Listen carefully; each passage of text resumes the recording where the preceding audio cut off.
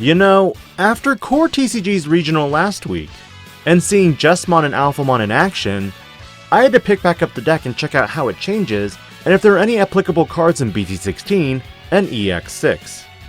Lichi's list has a lot of amazing elements that I honestly hadn't considered or thought about. And while players may look to run cards like ouryumon for the extra security check, Lichi opted not to use this, and instead utilized the option card, Final Zubagon Punch. I've been tinkering with some of my own changes, and I have talked to Lichi about it as well. Without further ado, let's see what some of these changes are. Level 2 wise, of course I'm going to run Dorimon from BT7, because this is the king of X-Antibody eggs. Because of how you can slot your Digimon under and gain more memory or draw cards, it's so good. For other considerations, you could utilize the BT13 variant, which simply requires you to have 4 or more Digivolution cards when attacking, to draw 1. What I like about BT7 is that you don't have to attack. Because of this, personally I think you should only run these, and nothing else. Level 3 wise, you can tackle this a few ways. But of course I recommend a default to the BT7 dorumon for the search off the top for a Digimon with the X-Antibody trait, and the Tamer card Kota Domodo. While you can almost always guarantee a +1, you'll never get a 2 anymore since this deck no longer runs Kota. But this is the MVP of the rookies because of the memory gain when you tuck a source, this card included. Likewise, Ouryumon is another searcher option and provides inheritable decoy. But the last one I'm running differently at 4 of is the BT13 dorumon for that extra +1000 DP on all turns. Substitution wise, I have looked at the BT16 dorumon, and you could honestly run this for the tucking of Kosuke Kisakata. But in looking over the remaining cards for the lineup, I don't think it necessarily jives. It's not even worth it in my mind for the Metal Impulse. But again, still wasn't a fan. Level 4s, you run dorugamons and dexdorugamon. You run 3 of each of the BT7 and BT13 variants. 3 for the blocker and 3 for the cheaper on-play costs, but both give you an inheritable +1000 DP. The dexdorugamons are there for building the stack taller, and gaining you a memory when you trash a card with the X-Antibody trait or Dex in its name.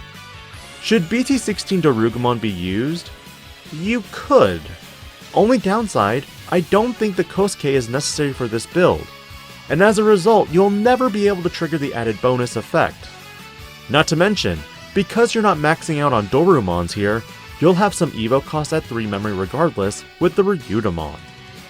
In regards to dorugreymons, I was a fool. While BT7 does offer you an extra security check, and protection from DP reduction and deletion based effects until the end of your opponent's turn, BT13 is honestly the most busted variant ever. While you do lose the protection element from deletion based effects, you still maintain the DP reduction and you get to tuck sources from the top 3 cards of the X-Antibody trait, and trash the rest. But the inheritable is key here in that at the end of your turn, you can tuck a source at the end of your turn, from your hand.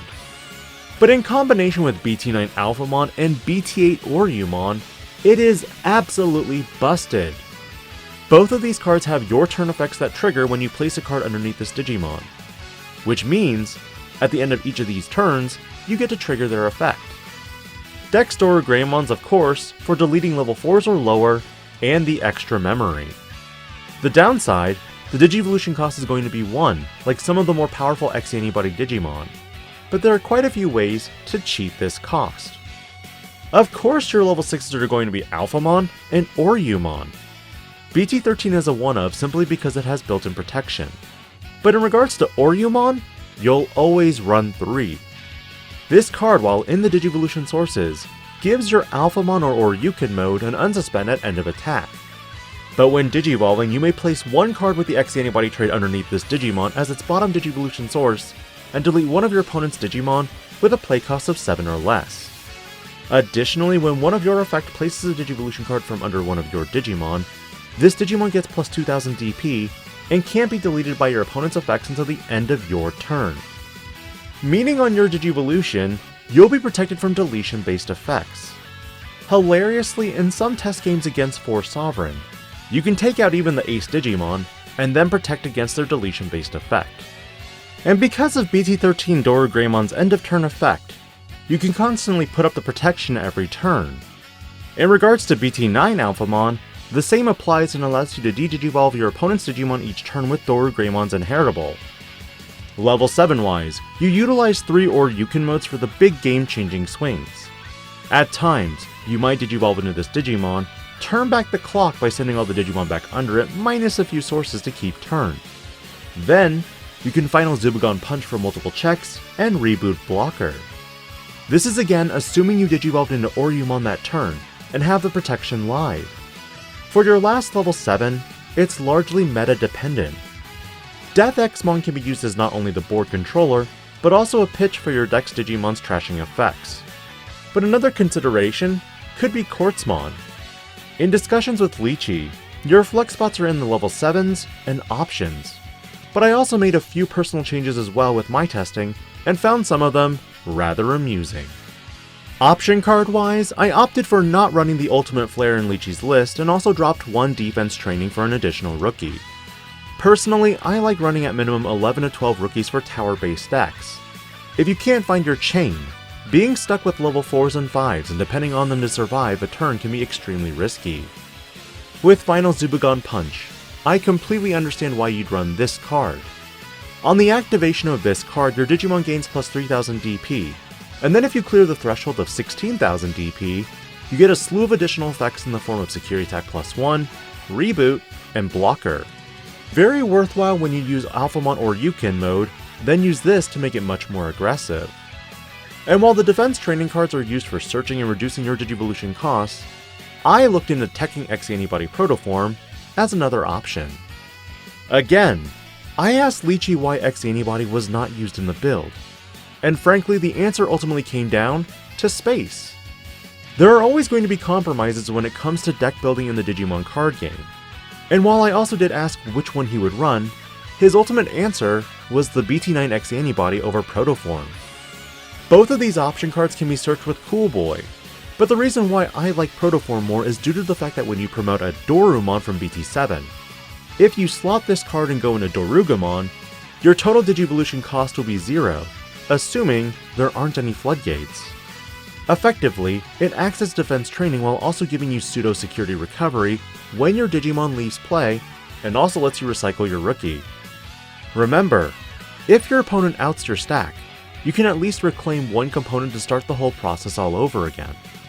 I see the justification of not running it, but man, having your Evo cost go from 2 to 0 is crazy, and even converting your dexdorugamon plays to a +1 memory can be worth it. As to what inspired this, after seeing Antic's top 18 Lugamon list, check it out in the description by the way, I was curious how Alphamon could do it as well. Lastly, your Tamers are going to be Cool Boys. Again, I looked at Kosuke Kisakata and just didn't feel like the benefits were worth it. Sure, you get to 3 memory, but even at 1 memory you can do a lot of damage if your opponent doesn't have memory flood gates. While you may question why I'm only on 3 Cool Boys, ultimately, it came down to space. This deck can now find 2 potential targets with the Protoform, and pretty much any Digimon in the deck, minus Death Xmon. Generally, what are changes you agree with or disagree with? Lichi's insight in regards to Protoform is more effective for cost reductions, and providing those extra effects when you require the X-Antibody in the sources. Though in BT16, Protoform may prove to be a dead card against even matchups like Tyrant Kabuterimon, in which they may have Shivamon out in play, and all of their Digimon suspended, rendering this option card sitting in your hand. This is where the defense trainings can be advantageous, as the delay effects for this can only be countered by a select few floodgates. I'm looking forward to how this short meta shapes up, as again, BT16 is here in just 1 week, and then EX6 drops 1 month after that. Again, huge congratulations to Lichi on his run with Alphamon, and I'll catch you all next time. This is Digi-Panda, logging out.